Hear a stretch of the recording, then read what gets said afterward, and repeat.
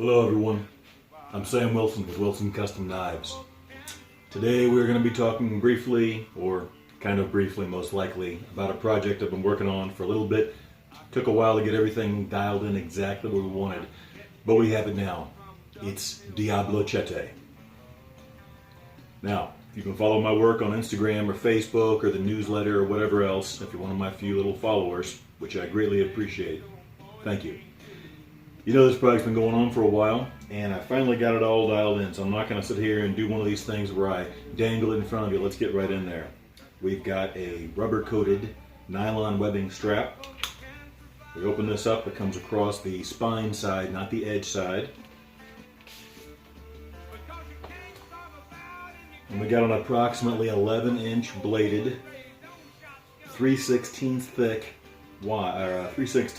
blade of 01 tool steel. We're probably going to do 80 CRV2 in the future just because that's a really good steel, and 01's what I had on hand, but it will certainly serve very well in this application.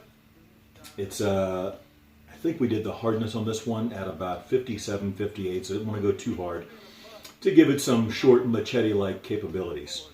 So one of the neat things is here we've got a nice black gun coat finish on this thing, a clip, a nice high grind that comes up to about here. This is going to be like a light chopper.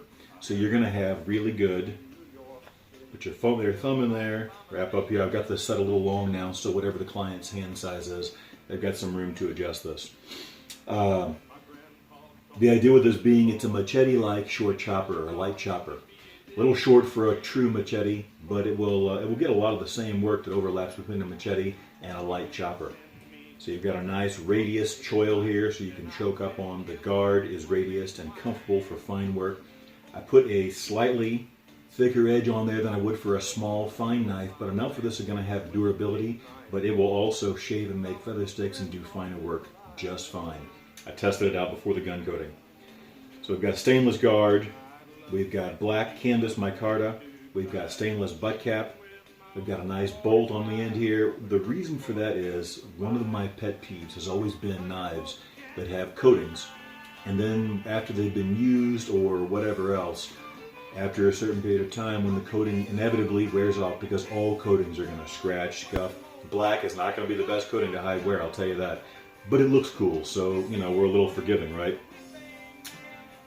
What I hate is whenever you have a coating like that and then it can't be refinished for whatever reason. So this is built in a semi-takedown style. You'll still need to send it back to me to take it apart, but it can be removed. We can take the micarta off and we can fully refinish all the gun-coated parts. So this is what you got here. This is going to be part of the MOA family of knives. The MOA system stands for Make It Out Alive. We've got our primary knife, which does all the heavy lifting. Then on the sheath, we have a Kydex, hybrid Kydex leather rig going on here. We've got a Kydex pouch for our little tin. I'm not going to take all this out because one-handed you're asking to drop it, and this thing's ready to go. The other thing being, okay, so we have our tin. We close this. We've got our PSK knife behind here. The purpose for that being your finer cutting. I guess I will go ahead and take it out so you can see. It's held in place with a shock cord retention strap. This is not designed to be taken in and out all day long. This is for an emergency situation, okay? If you're taking this in and out all the time, it's just going to be difficult. It wasn't designed for that. The idea was, how could I, reasonably and securely mount these different tools to the front of this sheath? So we take and we pull on the shock cord, and our PSK knife comes out. It is finished in black gun coat to match the primary knife. This has a nice hollow grind on there, very thin edge. This is going to be a slicer. You can put your 2 fingers in the shock cord here to give you more grip. Everything is radiused, very comfortable. These are AEBL stainless, so even if the gun coat wears through, which it will sooner or later like all coatings, you're still not going to have any corrosion issues. And of course, this can be refinished as well. So I'm going to just drop this back in here, and you can hear the click. That locks in there nice and securely. The shock cord is like a redundancy to make sure that no matter what, once you put that loop around this tab here, it's not going to come out no matter what happens. So that's the idea. Now, a couple other modular things. This whole unit, both the sheath for the slip sheath for the PSK knife and the Kydex pouch here can be removed off of the sheath. You're going to have 4 holes where those bolts were, but it will not impact the security of the sheath in any way because it's been stitched all the way around. Okay? Hold on one second, please. It's been a long day already.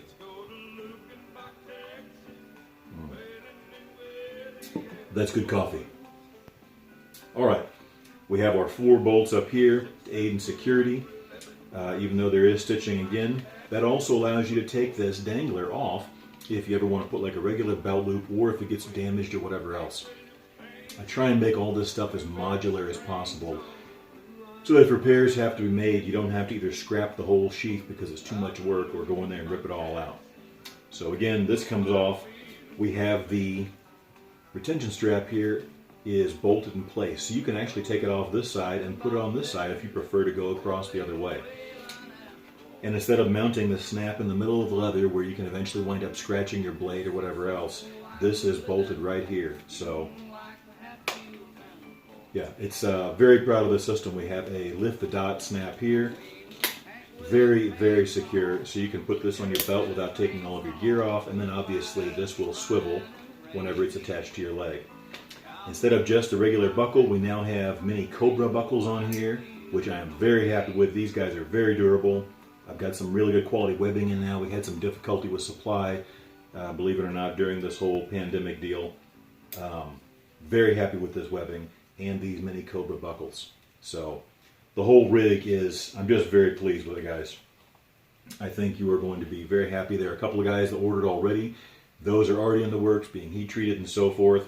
I've got a mile-high stack of stuff going on, but we are getting everything done. We're working through it all. So anyway, last look, I'll put maybe some stills of the Diablochete at the end of the video. I have no idea if this is going to be very visible or not the way it is. This thing is sharp. It will easily slice paper, shave hair, but it's going to give you that durability.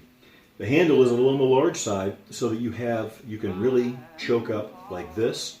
You've got multiple grips here. I don't know if it's going to show or not, but you've got multiple grips here. That's the purpose of the short top guard. You can choke up for fine work, medium work, and then you can put your hand all the way down here. This is radius as well. There's no hard corners that are going to dig in. So it's very comfortable to do some serious chopping with, and that gives you and extends the length of the blade. So a lot of thought went into this, and again, this is removable if it's time to refinish. So there we go. Now, brief update on some other stuff. What all do we have? Oh, what's going on with this one? We now have our redesigned safe compasses. That's my safe line of gear: survival, adventure, field, and exploration. So we use a different compass now with a much higher luminescence for glow-in-the-dark navigation.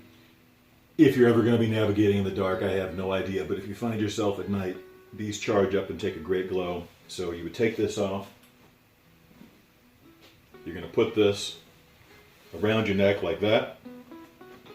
Put this on so we don't see my ridiculous looking hair. This opens up and you have a micarta base plate that is riveted to the leather so that it's never coming apart, and it prevents your cord from ever tearing out if something happens. You've got a really nice compass that takes a great charge. It's difficult to show, I know. We have that. When you're done, you simply pull this down and take and slide the leather toggle in there, and it locks your cord in. Boom. Then you can either drop this thing down your shirt, into your jacket, whatever it is you want to do, and it's going to be safe and protected. Okay? Let's take that back off. All right, let's have a quick sip of coffee. Okay. Coming up the next batch.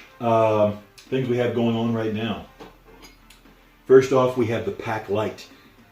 I don't think I put this out in the newsletter, but if you follow on Facebook or Instagram, this is going to be a very small, very lightweight EDC style hollow handle knife. It's going to be basically the same diameter as my match safes as far as the handle. A small guard with a little bit of a contour for your index finger. Gun coat. These are 3/32 thick 440C stainless steel. So we have aluminum guard, aluminum handle, aluminum butt cap. This is going to be in the 3 to 5 ounces. I think we can get it down to 4 or less, but we'll see. Have a nice high hollow grind. We're going to make a neck knife sheath available, but you can also put like an ulti clip or something else if you want to mount it to your belt or however you want to do it. it'll come in that configuration, open configuration. The exciting part about these is they're going to be around $250. That's the target price for these. I'm going to do a small batch at that price. If I lose my shirt, then I'll have to raise prices. If it works out, we'll continue running them that way. And I've got a stack of these skins that I've been doing here that are all going to heat treat. So it's really good. About a 3-inch blade, I think. I'll have to double check. Going to be a nice little cutter at a very economical price. Cord wrap, gun coat, Kydex, boom. There probably will be very limited, if any, options on those. I'm going to have to do them in drops. Because with too many options, I can't make any money at $250. So I've got to do them in batches of this color gun coat, this color Kydex, drop them, and if you want them, you get them. If not, then, you know, that's up to you. That's your business. That's that. Okay, Skelipals are back from water jet. So in case you guys wonder what water jetting looks like, it is not a finished knife by any means. All it does is cut the profile for me. It cuts the silhouette out. It marks, you know, basically it puts the holes in and everything else. I still have to go in and clean up the very rough edge. That's not the water jetter's fault, that's the technology. It's a very rough edge. It has to be smoothed out prior to heat treat. I need to recess those holes and countersink them a little bit so they feel a little nice, give it a little better tactile quality. But these are going to be 3/16 thick, 440C stainless steel. Cryogenic heat treat, the whole shebang. These are going to be really, really nice. They feel good. When I heavily radius everything, these are going to get hollow ground, actually double hollow ground here. We'll have a clip. They're going to have gun coat and Kydex, and these are going to be 225. So they're actually happening now. These are going off to heat treat as well, ASAP. So if you haven't already got on the dibs list for one of those, go ahead. Otherwise, these are probably going to be the same thing.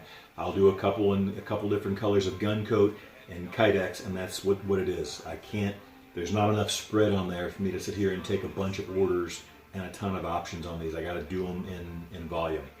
But very happy with those. That is going to be a great hunting, camping, work knife, you name it. It's going to be light and very, very functional. Okay, finally, if you were watching on Instagram and Facebook, you see we're doing the M7 Night Stalker. This is going to be basically it's like a kind of homage to the Buckmaster. Most of my knives are built 100% for function. That's why you see a lot of very high grinds, flat grinds. Everything is about performance. It's all about business. This one I'm gonna slide a little bit, and we're gonna give it a little bit more in the aesthetic or style department. So we're gonna have saw teeth up here that will be functional. They will not be as functional as like on my regular M7 because we're gonna do a hollow grind that comes up about to where the grind lines are on this. We're also going to do a hollow ground clip, but we're not going to put serrations in there and weaken that tip like the Buckmaster did. So this is going to have a very visually similar style to the Buckmaster, but with a little bit of, Wilson added to it. And a little bit more function on emphasis. We're going to have the asymmetrical guard, not some giant heavy anvil that's pinned on there or that's stuck on there. No spikes, none of that. My handle, my asymmetrical guard, and so forth. So they will still be ground to slice, but you're going to have, it's only ground up half to 3/4 of the way, so it's not going to cut like a full M7.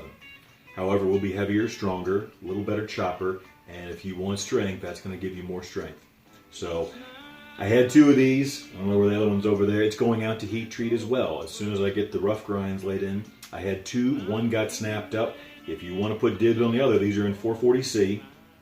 And they will be priced very similarly to my M7. So go to the website, check out the pricing options. My plan was to do these in Kydex, but if you want to do leather, then that's obviously an upcharge as well, and we can go from there. These will be slightly cheaper than the website prices because everything is now CPM 154 standard, except for like the Skelipal and some other small stuff. But these are some 440C blades that I had. I doubt you're really going to be able to tell the difference because I hardly can. I love 440C. But with the heat treating system that I'm working with, or heat treater, I got to do bigger batches of one steel. So we're making everything pretty much CPM 154. Okay, that's that. I know I didn't keep it nearly as short as I said I would. So that's life. If you got any questions, let me know. You want to make fun of me, let me know. You want to send me, if you saw the fireside chat, if you got questions or topics you'd like to see, let me know, and send an email to wilsoncustomknives@gmail.com, and we'll add that to the topics list for upcoming fireside chats. That being said, I think that covers it. Thanks for the support. You guys have a good one.